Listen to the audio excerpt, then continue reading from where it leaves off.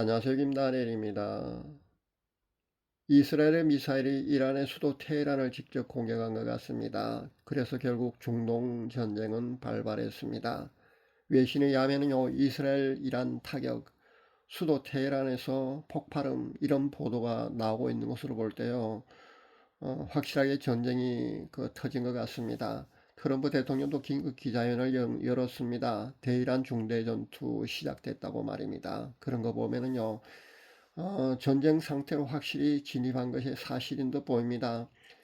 사실상 이란이 핵무기를 완전 포기할 수 없는 그 자국의 입장이 있을 겁니다. 그리고 미국도요, 이란이 핵무기 제조를 용인하거나 묵인할 수 있는 그런 입장이 아닙니다.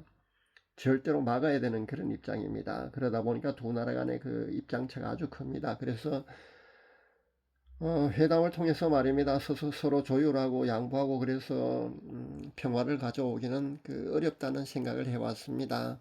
그러니까 전쟁이란 카드를 사용할 수밖에 없는 그런 상황이었다는 겁니다. 전쟁 없이 평화를 가져오면 얼마나 좋겠습니까? 그것이 바로 최상입니다. 근데 모든 문제가 그렇게 해결될 수만 없지 않습니까? 이번처럼 말입니다. 전쟁이란 카드가 사용될 수밖에 없는 그런 상황도 사실 많습니다. 저는 이왕 이렇게 전쟁이 발발한 것이라면요, 이 전쟁이 말입니다. 장기화돼서는 절대 안 된다고 생각합니다. 이를 두고 여러분 많이 기도해야 합니다. 어차피 피할 수 없는 전쟁이라면요, 미국과 이스라엘이 연합해서 말입니다. 이란의 핵무기 제조 우려가 있는 군사시설요, 그 군사시설을 완전히 초토화시켜버려야 합니다. 현재 미국과 이스라엘의 전투기 미사일 숫자가 엄청납니다. 이란의 군사력하고는 비교가 되지 않습니다. 전투기만도 150여 대가 현재 돼 있고요. 항공모함 세대에다가 미사일 수천 발을 갖고 있지 않습니까? 그 정도 군사력이라면 말입니다. 정말 집중 타격했어요. 단기간에 이란 최고 지도자인 하메네이를 축출시켜버려야 합니다. 그리고 완전 초토화시키지 않으면요, 8개월 전에 말입니다. 이스라엘이 이란을 타격했지 않습니까? 그럼에도 불구하고 8개월 만에 다시 또 핵무기 제조 정황이 포착돼서 현재 이런 전쟁이 일어난 거 아닙니까? 만약에 이란의 최고 지도자인 하메네이를 이번에 축출시켜 준다면요, 현재 이란에서 반정부 시위가 일어나고 있지 않습니까? 수많은 애국 시민들이 아마 피를 흘린 걸로 압니다. 유혈 진압을 하고 있거든요.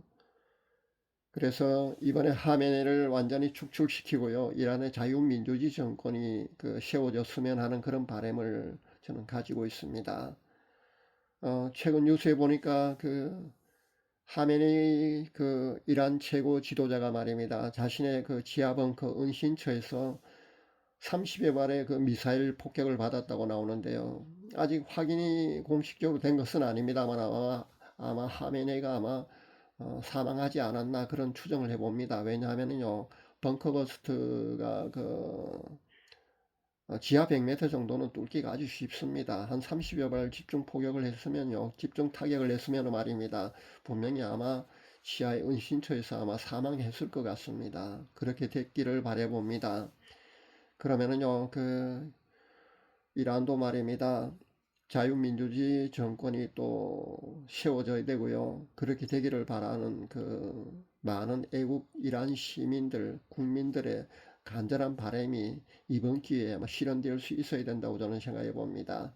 그렇게 되었으면 참 좋겠습니다.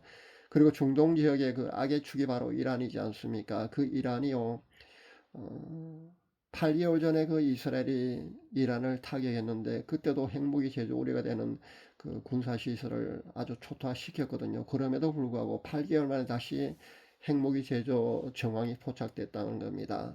그렇다면요, 정말 이번에는 말입니다.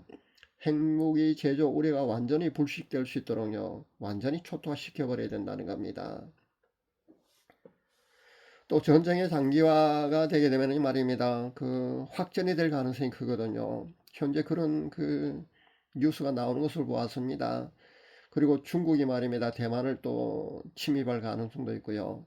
북한도 우리나라를 침략할 수도 있습니다. 그렇기 때문에 단기간에 그 군사력을 집중해서 말입니다. 미국과 이스라엘은요, 이란을 집중 타격해서 전쟁을 조기에 끝내버려야 된다는 겁니다. 이를 두고서 말입니다. 우리도 기도 많이 해야 될 줄 압니다. 그렇게 되기를 말입니다. 아직 이 전쟁만으로요, 세계 3차 대전으로 그렇게 확전될지는 사실 좀 더 지켜봐야 됩니다. 근데 그렇게 되지 않기를 여러분 기도하셔야 합니다. 전쟁의 장기화는요, 세계 경제 악화는 물론이고요, 우리나라도 심각하게 영향을 끼칠 수 있습니다. 그렇기 때문에 단기간에 전쟁이 끝나도록 우리는 기도해야 된다는 겁니다. 예멘의 후티 반군이 이란을 도와서 전쟁에 참전을 한다는 그런 성명서를 발표하는 것을 제가 보았는데요.